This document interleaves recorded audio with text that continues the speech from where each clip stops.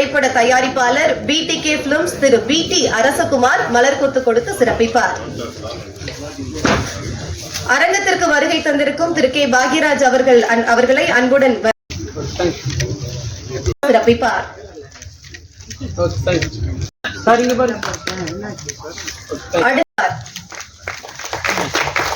குமார் அவர்கள் பூங்கொத்து கொடுத்து சிறப்பு செய்வார்.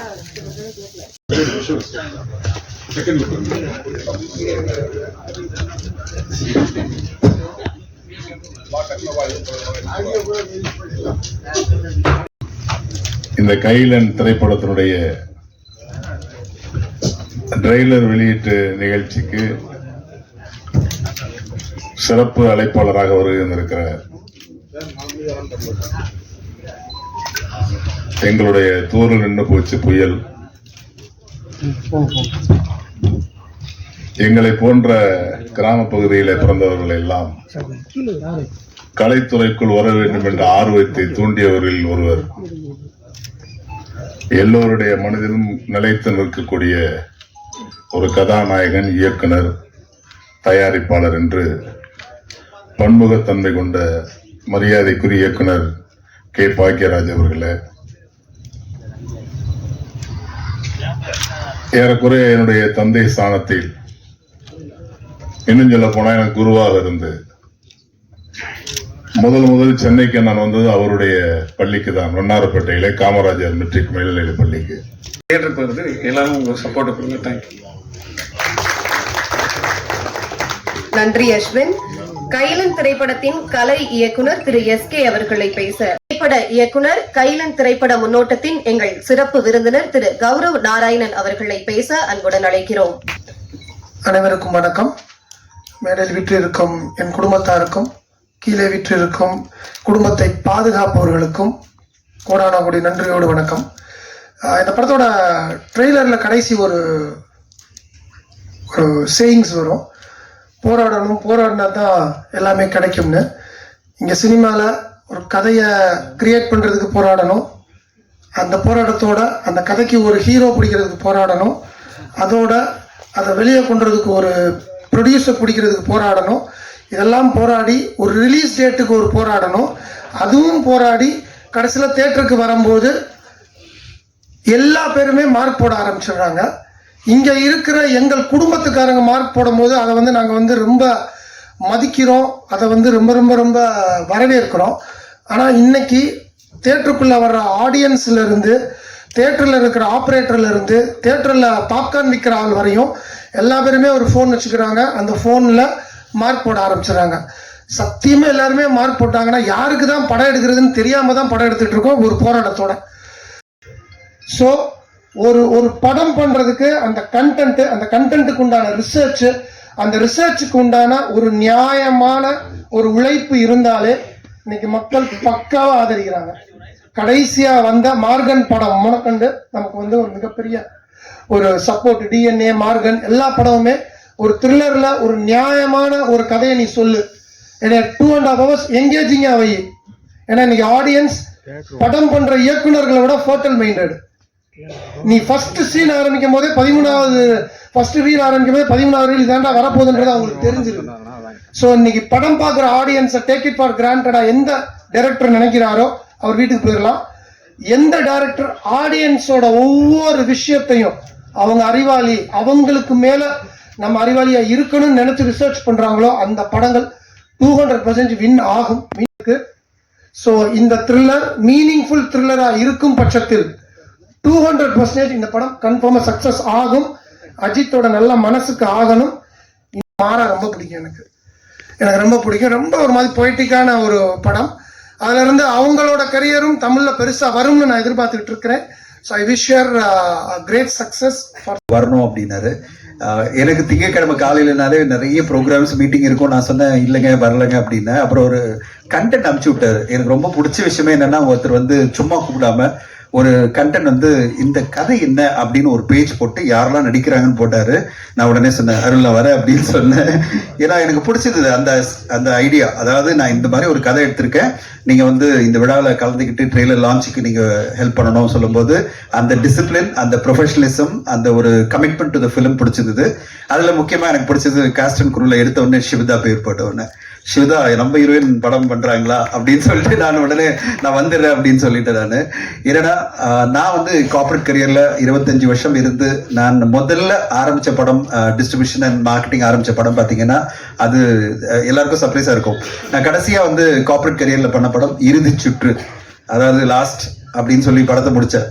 அது பிறகு வந்து ஒரு படம் ஏதாவது நம்ம பிசினஸ்ல ஆரம்பிக்கலாம், நம்ம இண்டிபெண்டா படம் ஆரம்பிக்கணும் அப்படின்னு நினைச்சு நான் ஒரு படம் தேடிட்டே இருக்கேன். படம் கிடைக்கல, நிறைய அமௌண்ட் கேட்கறாங்க அப்படின்னு வரும்போது ஒரு தயாரிப்பாளர் என்கிட்ட வந்து, சார் இந்த படம் பாருங்க அப்படின்னு சொன்னாரு. சிவதா நடிச்ச படம்.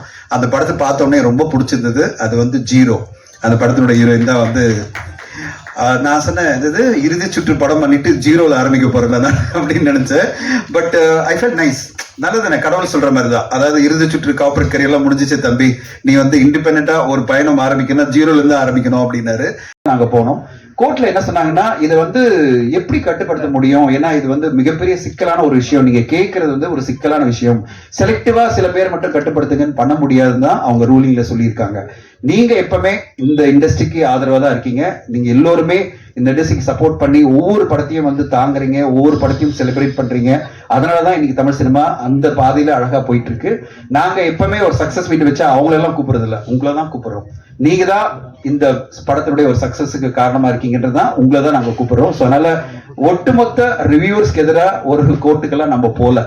நம்ம வந்து இந்த ஆக்டிவ் ப்ரொடியூசர் அசோசியேஷன் சங்கத்துல நாங்கெல்லாம் போனதே வந்து இந்த மாதிரி வன்மத்தோட யூடியூப் சேனல்ல உட்காந்துக்கிட்டு ஒரு படத்தை காலி பண்ணணும், ஒரு படத்தை மொத்தமா ஒழிக்கணும்னு நினைக்கிற சில பேர் மட்டுமே நம்ம வந்து டார்கெட் பண்ணி கோர்ட்டுக்கு போக முடியாதுல்ல. அதனால அப்படி ஒரு கோர்ட்டுக்கு போனதுதான்.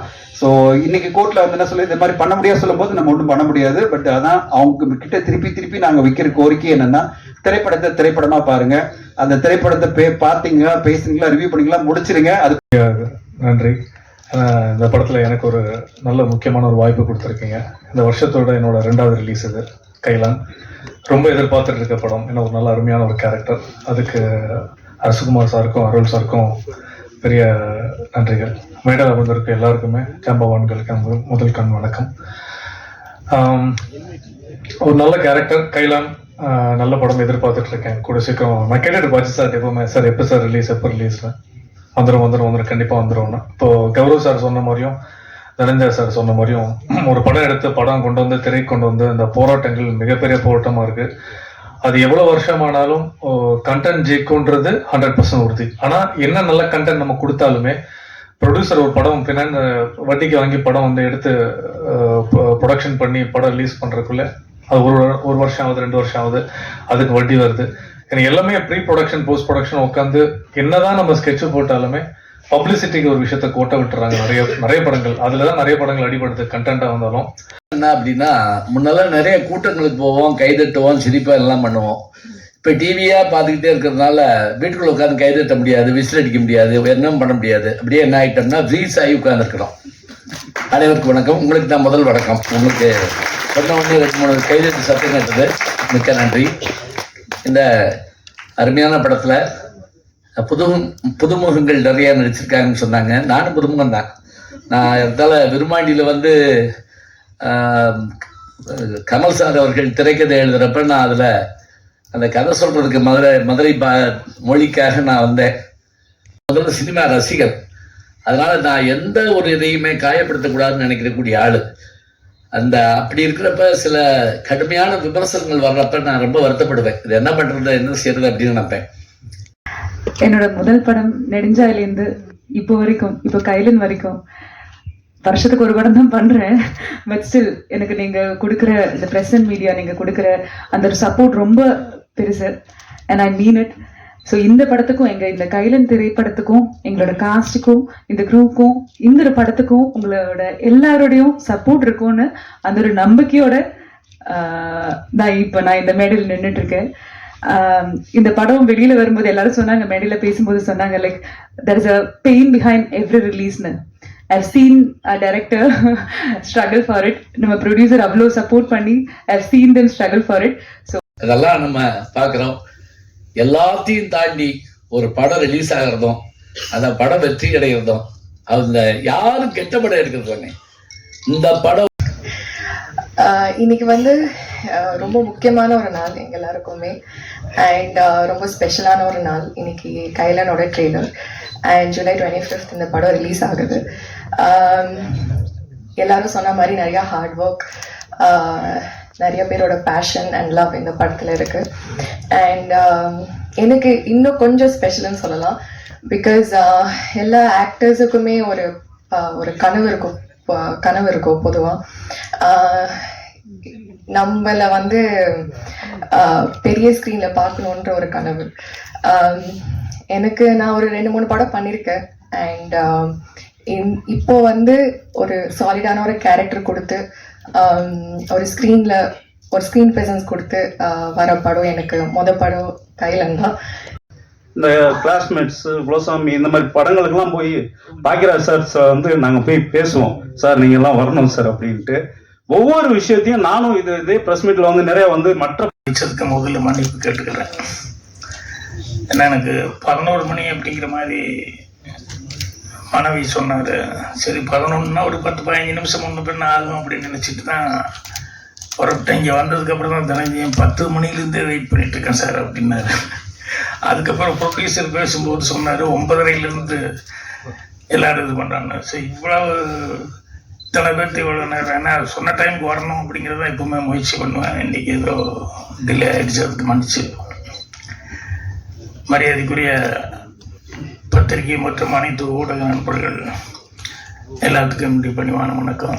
அதே மாதிரி விழாவில் இந்த கைலன் திரைப்பட விழாவில் பங்கெடுத்து கொண்டிருக்க முன்னாள் உட்காந்துருக்கவங்க எல்லாத்துக்கும் என்னுடைய பணிவான வணக்கம். அவருக்கு நிறைய பொறுப்புகள் இருக்குது, அதில் தலைவர் இதில் தலைவர் அப்படின்ட்டு. அந்த எல்லா பொறுப்பை விட சினிமா மேலே உண்மையான அபிமானம் உள்ள ஒரு நல்ல மனிதன் ராஜன் அப்படிங்கிறது, அதுதான் எனக்கு பிடிச்ச ஒரு பொறுப்பு அவர்கிட்ட. ஸோ அவருக்கும் அதே மாதிரி தனஜெயன், அப்புறம் இந்த வாத்தியார்கிட்ட படிச்சிருந்தா எல்லாருமே அவனும் மக்கா இருக்க மாட்டான், நல்லா படிப்பாங்கிற அளவுக்கு ஞான சம்பந்தன் அவர்கள்.